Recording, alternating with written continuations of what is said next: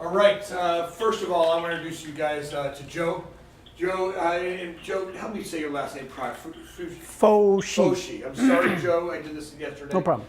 Joe did a great training for me in the past, and I really enjoyed the training. Joe is, we also call him, his nickname is Jedi Joe. And he comes with a neat background, and he's got a lot of construction experience. And I thought that you guys would get a kick out of meeting Joe. And predicated on some of the stuff we've been doing lately with communication as being one of our sticking points, I thought it'd be a great time to bring Joe in. It was kind of apropos where he was at with it, what he's got going on, and it'd be great to have him join us. Also with Joe is Patricia. Patricia is his wife, and she's been a great part of my past and a great friend. So with that, can we all just welcome Joe? Thank you. All right, hello. Hello. Oh, we can do better than that. Hello. Hello. There we go. Thank you. It's Like leftover Anthony said. Freddy's. What's that? Leftover Freddy's. We're all Leftover Freddy's? digesting. Yeah. Oh yeah, I feel that. All right, as Anthony said, my name is Joe Foshee. My background is I was in construction for 40 years. I turned 1992. I started helping others because I went through a time where I had a rough time. So the knowledge I gained, I started helping others with it, which helped me improve my life. So, and then I've been doing this since 1992. Basically, the training that I'm going to go over with you today. Okay? Awesome. Okay. All right, so the first thing I want to go over is a term. Have you ever heard this? Thought is boss. Uh-oh. Anyone ever hear that? Boss? Thought. Oh, thought. Thought is boss. No. No. Okay. I'm just going to write it up here.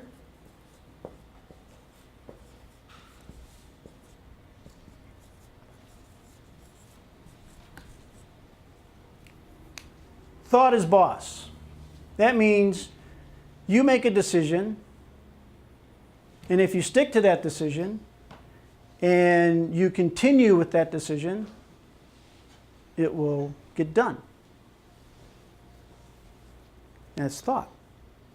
There's always a thought first before an action. You get that? Yeah. The thought occurs first, then the action happens after that. So that's why thought is boss, because that's the first thing that happens. Even when you wake up, you have a thought. Hey, get some coffee, have a cigarette. And then you make it happen. You put it to action. Not anymore. Not anymore. Not anymore. Okay, good. I quit smoking a month ago. Oh, well done. Awesome. I know that's not an easy task. So, a thought every morning of me going out for a smoke, and I just kind of roll over now and hit snooze. And he turns his phone off. And he turns his phone off. I still make it to work on time. Okay, good. So when you have that thought and then action, there's something in between that. That's communication.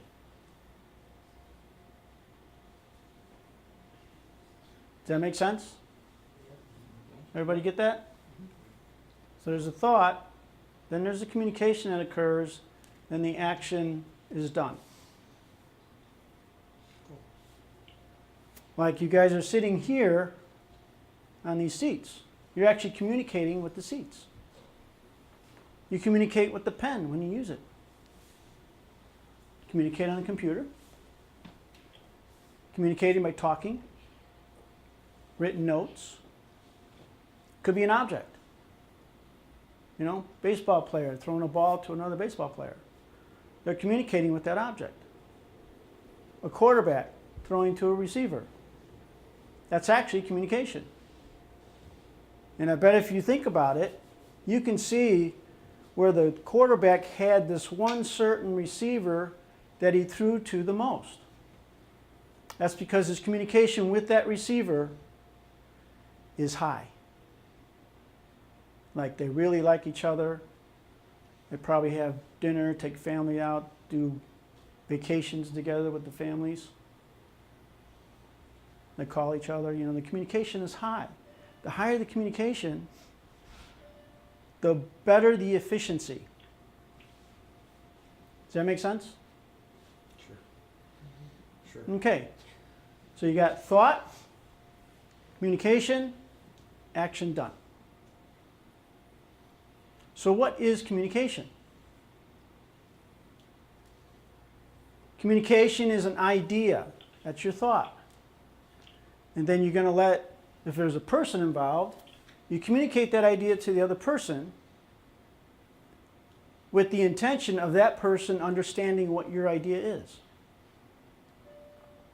You ever had that happen? You have this idea, you communicate it to it, and then the other person, oh yeah, I get that. Okay, that's good communication. And how about you're communicating an idea and the other person looks like they didn't get it? You ever experienced that? And how does that make you feel? Frustrated. Misunderstood. That's correct. Like a parent. That's a good one. Like a parent. So,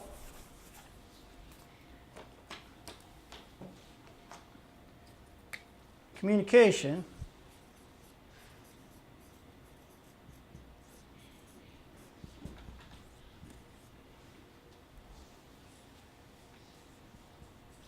an exchange of ideas. Could be as simple as, hey, let's have Freddy's today for lunch. There's an idea communicated. And obviously a lot of you have at Freddy's before say, hey, good idea. Exchange of ideas. When you guys are on your computers communicating with someone else in the US, you have an idea or they have an idea and you're exchanging ideas. That's what construction is, exchange of ideas. Whether it's a customer, owner, supplier, the workers, everyone has to be on the same page, the same idea. You know, you got a construction worker, like a carpenter, and he doesn't like the layout. Well, what's going to happen? He's going to make a mistake somewhere because he doesn't have the same idea as the architect or the owner of the home on what he wants. So for a project to really be efficient, everyone has to have the same idea on what's going to happen with that property or that building, where the wall's going to go, the plumbing, the electrical, who's going to do what. It's a big part of it. And if everyone's on the same idea, the efficiency is like, wow, it really goes. Good example is that TV show. They built the house in 7 days. I can't remember the name of it. It's been... Extreme makeover. Yeah. That's it. Extreme Makeover. They go in, they tear a house down, and they build it from ground up in 7 days. Filming certain parts of it. Now, in real life, who's ever seen a house built in 7 days? Yeah, it's like 30, then you get into 60 days, then it's 90 days, then it's 120 days. Then it goes past the due date, and then it's over budget. Well, why does that happen?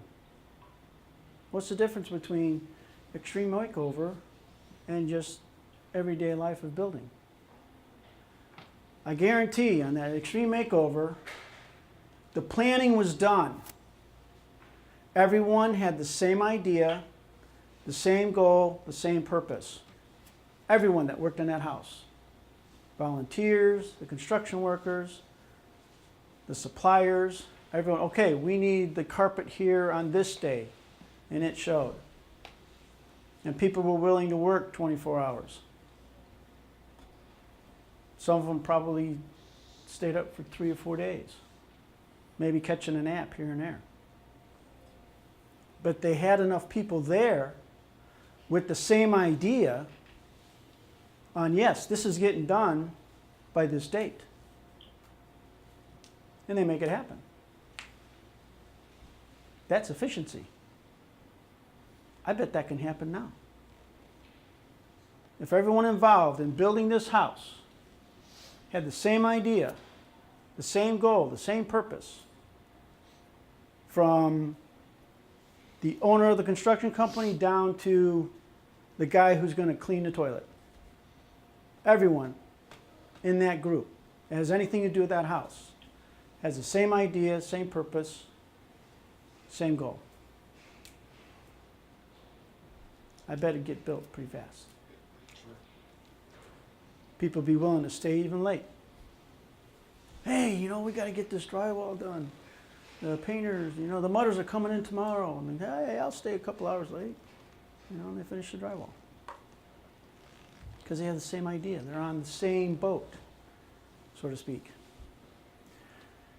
So communication is exchange of ideas. So I'm going to break it down on what communication really is. Because communication isn't talking. Talking's different. You ever see two people talk at each other and you just can tell that neither one of them is getting what the other one's saying? Or they're saying the same thing, but only in different words. I've broke up a lot of arguments just because I'm in the vicinity and I'm listening to these people. I go, well, they're saying the same thing. She's just saying it this way and he's saying it this way. It's the same thing. But they don't see it's the same thing. So I'll step in and say, okay, wait a minute. You're saying this and you're saying this. It's the same thing if you actually listen to each other. Listening is part of communication. So you have a start point.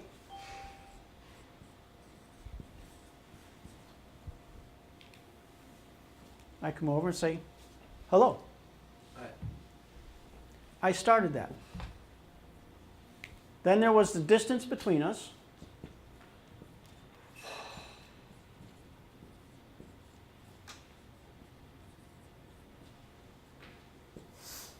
Start, distance, receipt.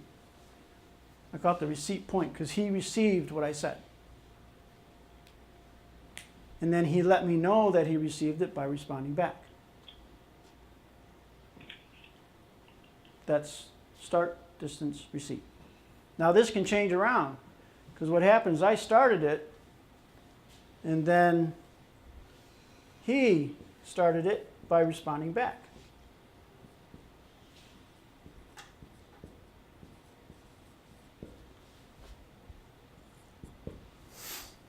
So the start and receipt point changes throughout a conversation.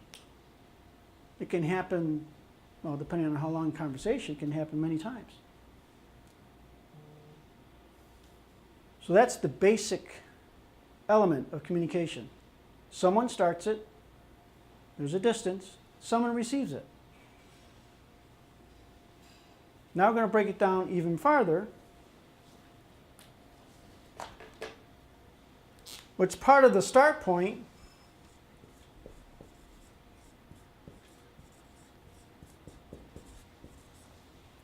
you have to have intention. Intention is you have an idea and you're going to communicate it. And then you communicate it.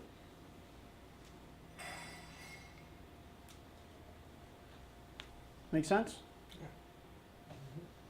Okay, good. So intention. And then on this side, you have to have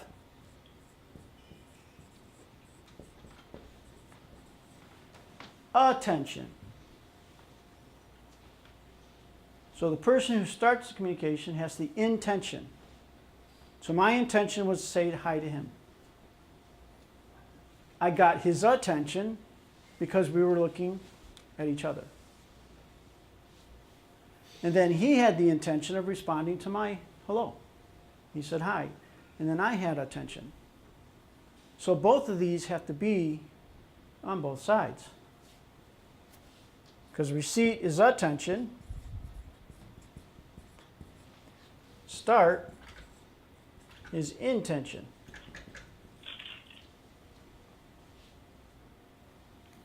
You ever talk to somebody and you can tell they're not getting what you're saying?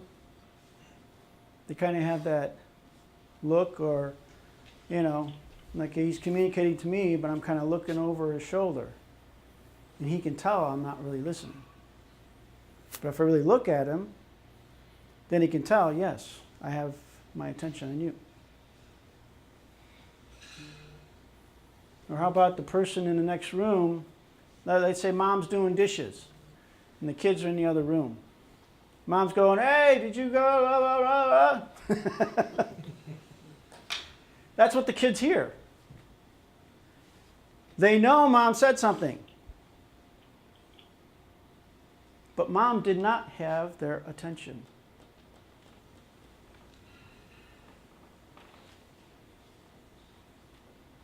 Both of these have to be in place with both or all involved in the communication. So you make a decision, you want to communicate, you figure out what the distance is. You're going to do it over the phone, in person. Make sure you have that person's attention before you actually express your idea. I supervised a Aeropastel store. It was just an empty shell. When I went in, I had to coordinate the plumbers, electricians, carpenters, heating guys. Holy cow. This was in 2009. And it was amazing to me. I actually had to put my hand on the guy's shoulder to get his attention. Like the touch on his shoulder. Oh, yeah, what? Because I've tried communicating before, and it was always a look like this. We're communicating, but his look was off. So the touch on the shoulder got him to actually look at me. And it's amazing how a lot of these guys are just, you know, they're good communicating with their tools. They're good with communicating with the materials. Some are good communicating to each other. But the majority of the workers on this project, their communication was not there.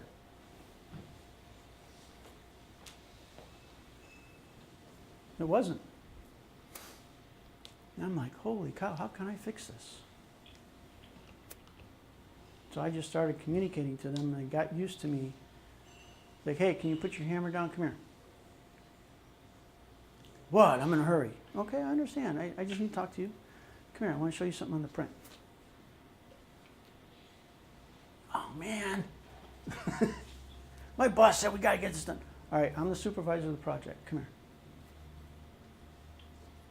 And some of them I had to say, do you still want to work here? All I want to do is communicate with you, make sure you got the same idea as the architect has. That was basically my job, making sure everyone that was there had the same idea of what was supposed to happen. And there's a few of them that didn't have that idea. So it was interesting. Excuse me. It was funny. But you can tell, you've probably experienced it yourself, communicating with some of the people you have to communicate with.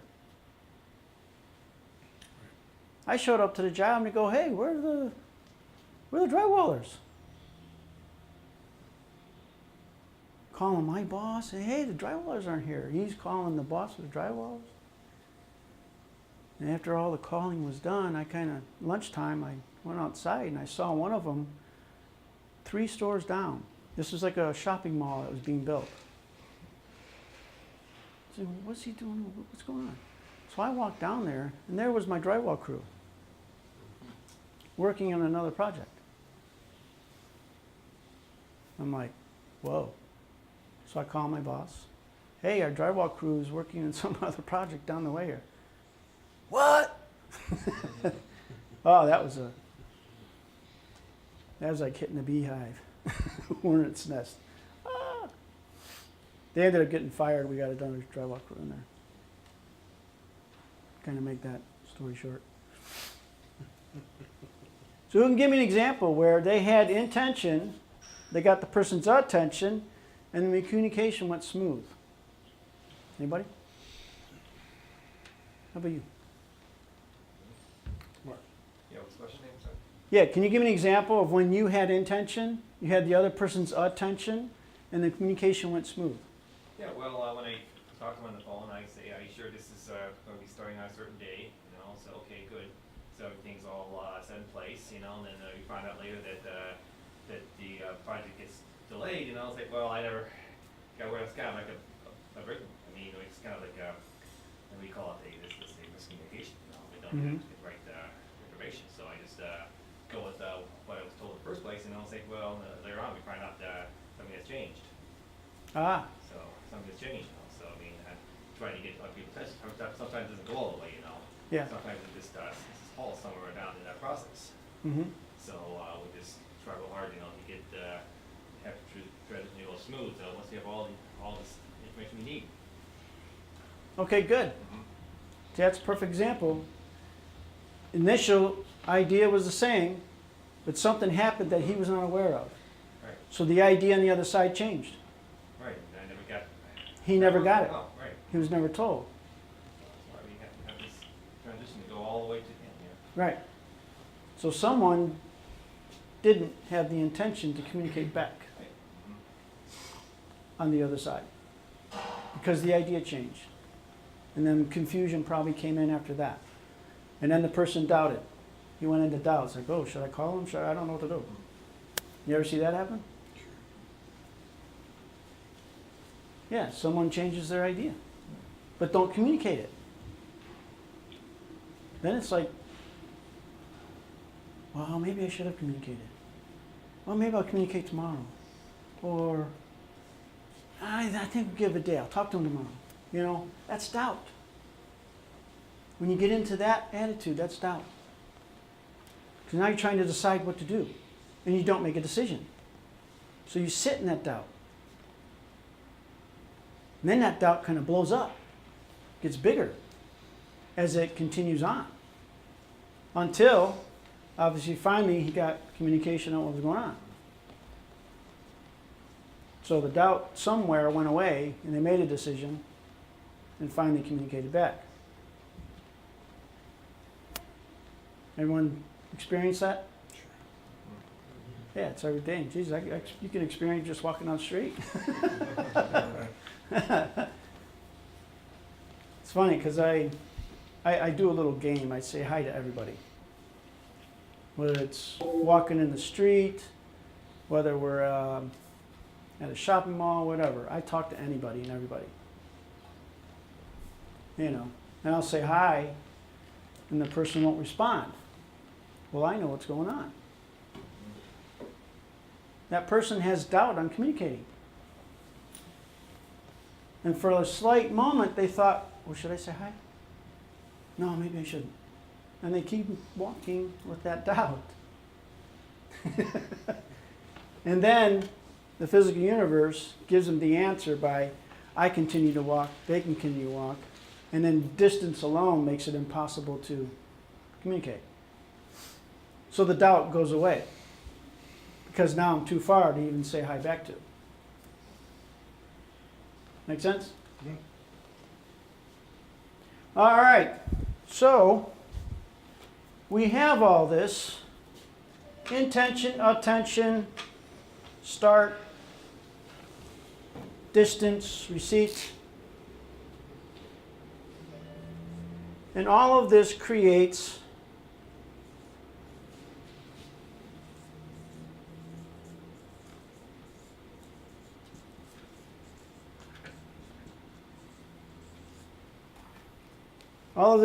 a cycle of communication. Example would be, I see you like to play the game. Lacrosse. What position do you play? Long stick midfielder. Okay, what did you guys notice? About his body language? Or what? What's that? We can't really see him, but. Clarence. Right. What do you mean? Well, I asked him about what position he likes to play. He answered, but I walked away. So you didn't understand what position it was. Right, but the cycle was broke. How'd that make you feel? Not yet. Right. He told me his position. I didn't acknowledge him. Now, he doesn't feel good about it. Probably you thought of a four-letter word for me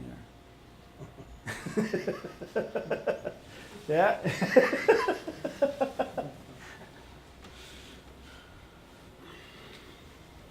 So the cycle is important. And the cycle is this: start, receipt, start, receipt. So now I'm going to do it correctly and I'll complete the cycle. Okay, so you like to play lacrosse, right? Mm-hmm. Awesome. What position you play? Long stick midfielder? That's awesome. Do you score a lot? No. No? What basically is your position? Defensive? Defensive. Yes. Well, that makes sense. Okay. Yeah. Awesome. Thank you. Welcome. You see the difference? We completed the cycle. I say we because it takes two of us. So if the cycle's broken, there's an upset. Frustration. Anxiousness. You felt that before, haven't you? Yeah. Who's the person in your life that does it to you? A lot of people. A lot of people? What's the one that does it the most? There's people I see every day. Okay. I don't know specifically. Oh, all right. Thank you. How you doing? Great. How are you? I'm doing good. You smile. What'd you think of? What did I think of? Yeah. That you're being friendly. Nothing in particular. Kind of person. Awesome. Thank you. You're welcome. All right. See, you guys are communicating to me on the way your position of your body, the expression on your face, the reaction to what I'm saying to you. I can see in minute. And all I'm using is just intention, attention. My intention here is to speak to this whole room at once, not just one individual.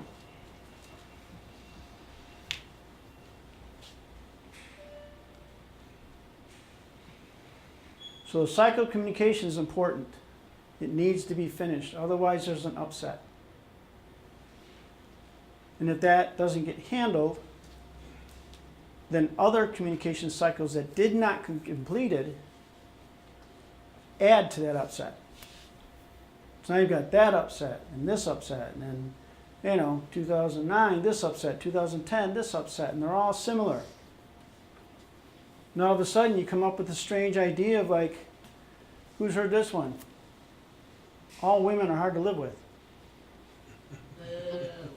That's an average. Or all men are hard to understand. Yes, we are. About a half hour ago. Yeah. But see, those are false ideas that come up out of all these communication upsets.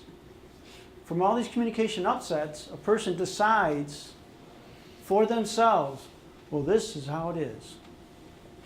And then that's how they operate in life. Because of those. They make a decision. And then they use that decision on how they communicate. How about this one? All blondes are dumb.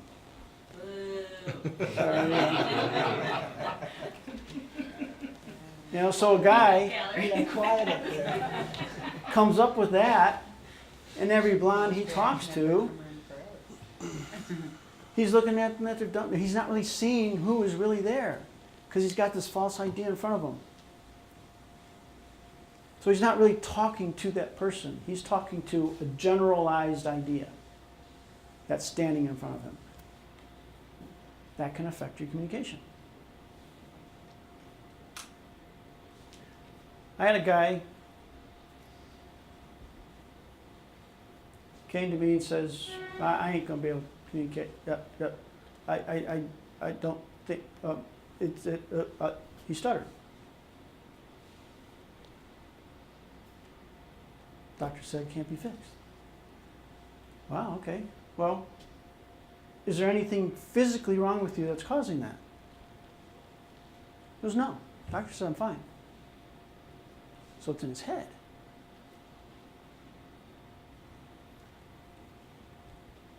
He developed an idea where he decided that it was hard to communicate. Back when he did communicate, he got in trouble for it. But that wasn't the only time. There were several moments where he decided to be honest and communicate, and it was stomped on. So then he came up with the idea, which is just too hard to communicate. So he's got that idea sitting there. So in certain situations, he starts to stutter. Because after I met him, I actually observed him. I watched him. Well, he's not stuttering there. But he doesn't know it. He doesn't see that he's talking normal. Because he thinks he's supposed to make it hard to communicate. He came up with that idea because someone in his life kept pounding him back when he wanted to communicate. Don't you talk to me. Don't ever talk to me like that. I will punish you. You ask me that question again. Those are actually real things said to him. So now he's getting that day after day. So he comes up with the idea, well, it's too hard to communicate. So when he tries to communicate, when he's nervous, that stutter came out. But when he wasn't nervous, and he actually had someone listening to him, and he was feeling good about himself, his communication was perfect. He never saw it. So I sat down with him. It took me about 5 hours, not in one session. It was hour here, hour there, and so on. And I got him, I was okay. When did you make a decision that it was hard to communicate? This is during the 5th hour I was working with him. Because I got him to see certain things in his life. He came up, and his dad actually said, you know, cuss words in there. I don't swear. But 4 little words going left and right, and the dad beat him. And because of that beating, you're kind of, depending on how bad you get beat physically, you kind of go unconscious to that degree. Does that make sense? You ever get hit in the head? You go unconscious a little bit?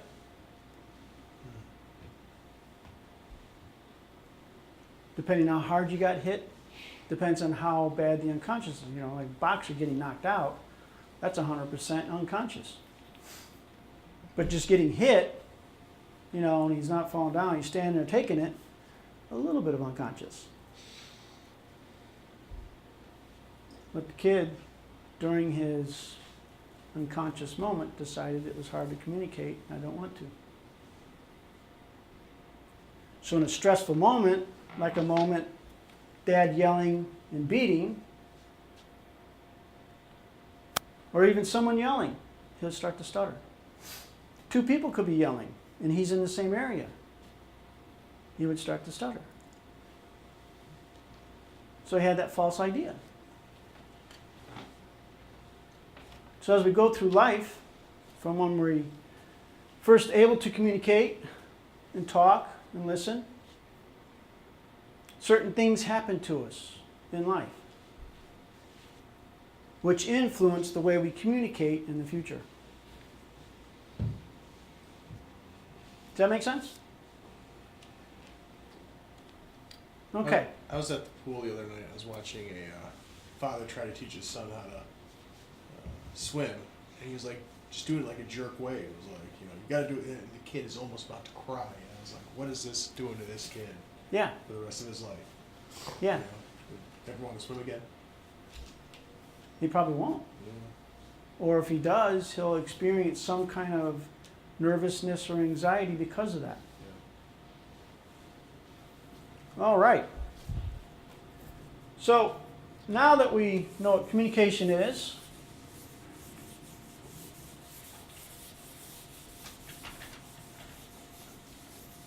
what gets in the way?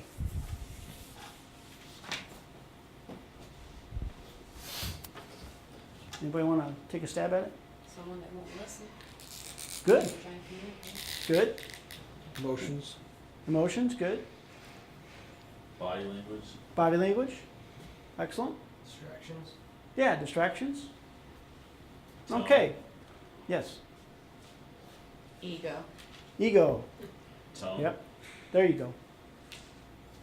Yes. Different ideas. Yep. Different ideas. Okay, so when you have different ideas and all these other things involved, there's one thing that's behind all that. And it is willingness. Are you willing to communicate? Now, in his experience, the guy he was talking to was not willing to communicate back to him on what changed. And that caused probably stress on his side. A little bit? Yeah. Communication become harmful when the willingness is gone. Example, when I demonstrated the cycle of communication with him. He told me his position, I walked away. I wasn't willing to respond to that. And it caused him to feel bad. But the second demonstration, I was willing to communicate, I was willing to listen, I was willing to acknowledge back. He was willing to communicate with me, and the communication went smoothly. And he actually smiled at the end.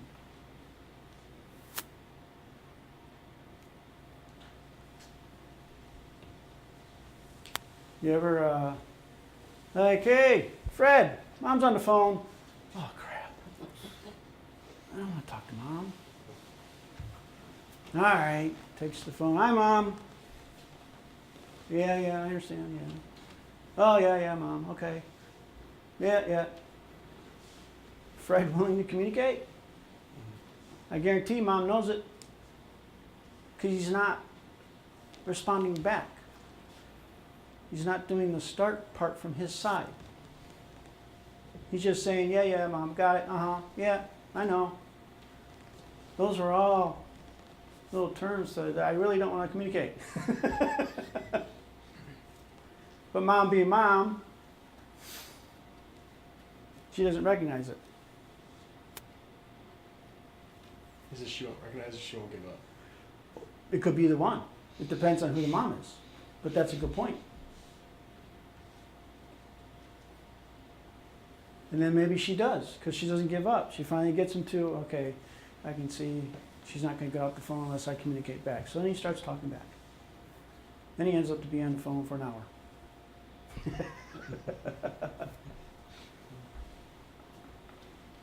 You know, you ever experience that? Mm-hmm. Oh, I don't really want to talk to this person right now. Or two people are in a fight, argument, and they don't want to communicate.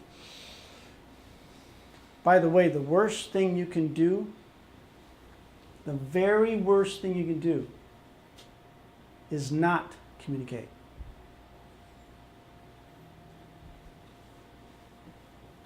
Because if you don't communicate, you can't solve anything. I don't care if you're in a yelling match. take a walk and come back and finish it. Or take a little break, calm down, and then come back and finish the communication. To whose experience, like, no communication when it needed to be done? What was your?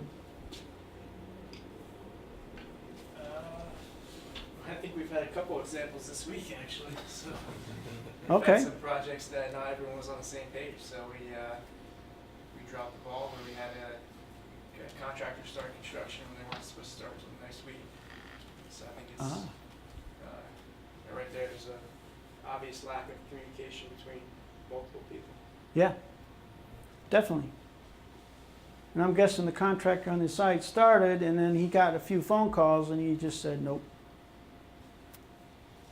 Didn't take any calls for a while. Then it got to a point where he had to take the call. But was he really willing to communicate at that point? Did he make the decision, okay, I got to communicate to someone about this and what we're doing, what's happening?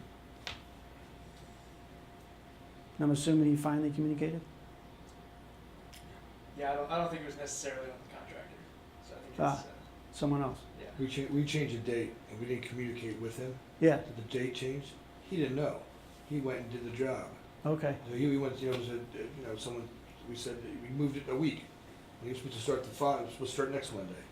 But we didn't tell him. We told everybody else, owner, operator, the vendors, but we didn't tell the contractor. Oh, And he showed up and started the project. there was an assumption that he would find out from the other, Oh, no, so we were supposed to call him, but we didn't. We missed yeah. it. It slipped through the cracks. Okay. Good example. You okay? Yeah. Okay. All right. So willingness. You have to have a willingness to communicate. Have to have a willingness to receive communication. You have to have the willingness to acknowledge.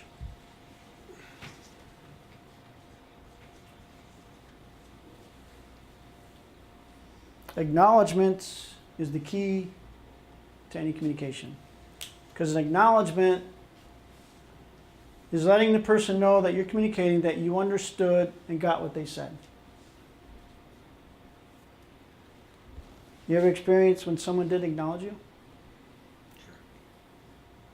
Could be as simple as like, hey, how you doing? And they don't respond. No acknowledgement. So I'm like, what's wrong with me? What's going on? So what's happening? I'm thinking about what's wrong with me. So now I'm getting into my head, which then starts the doubt process. That's how important acknowledgement is. Make sense? Who doesn't acknowledge you? Who doesn't? Yeah. Or who didn't? Who didn't? Yeah.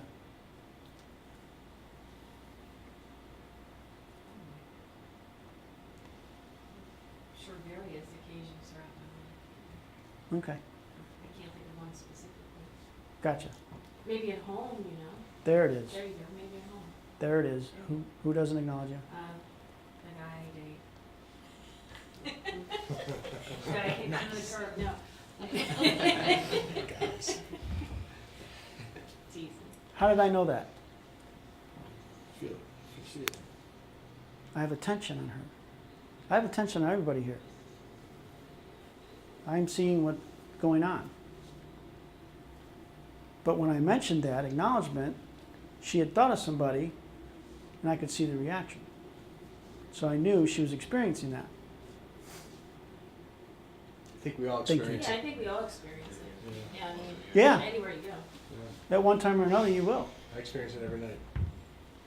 Okay. Me too. What's going on here? Don and I live together. There you go. Those Italian girls. Yeah. I have a 5-year-old daughter. That's what goes on. Oh. Ah, there you go. Yeah. Yeah, And she gets I- her nose in an iPad. yeah, It only gets worse, man. I know. it does. That's gotten better. All right. I mean, I'll be in the grocery line and cashier's there, and she seems like a nice person, but I can tell she's having a bad day. So I'm doing my card and talking to her. She gives me the receipt, and I'll look at her and say, you know what? Thank you for working today. I just acknowledged her. And every time I do that, the cashier will smile. Oh, thanks. Because I guarantee the manager doesn't do that. Hey, thanks for coming in today. To all of you, thanks for being here. I appreciate it. That's an acknowledgement. Nice having you here as well. Thank you. Now that was a cycle of communication. There you go. Finish it. That was a cycle of communication, and he finished it. See how smooth that was? So if you got like 100% communication in, everybody willing to communicate, to listen, to acknowledge, having the same idea going from person to person, the efficiency would skyrocket. It would seem like you weren't working at all because it would just happen like that.